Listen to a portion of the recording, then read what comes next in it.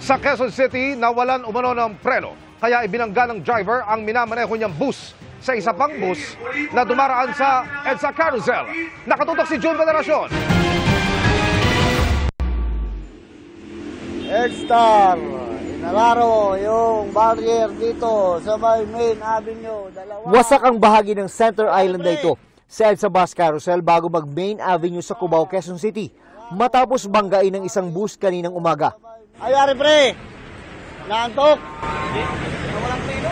Nawalan? Sabi ng driver, nawalan daw ng preno ang binamaneho niyang bus. Nag-warning siya. Oo. Tapos biglang bagsak preno, babang preno yung hangin niya. Pag-apak ko ng preno, wala na. Para mapahinto ang bus, Binangga ko dun sa gutter. Ngayon, binangga ko ngayon dito sa kasama kong isa para minto. Pagtalsik namin ng isa, gumanon yung sasakyan ko. dahil sa pagkabig ng bus na nawalan ng preno, tinamaan ito ang isang pribadong sasakyan. Mula sa parehong kumpanya ang dalawang bus na nagbanggaan. Kasi hindi ko na makakuha yung manibela niya eh. Tumigas na eh. Base sa incident report ng Special Action and Intelligence Committee for Transportation, isa ang nasaktang pasahero na nagtamo ng sugat sa bibig. Nagbara ang bahagi ng busway at bumigat ang trapiko sa EDSA bago mag-alas 9 ng umaga nang mato ang bus.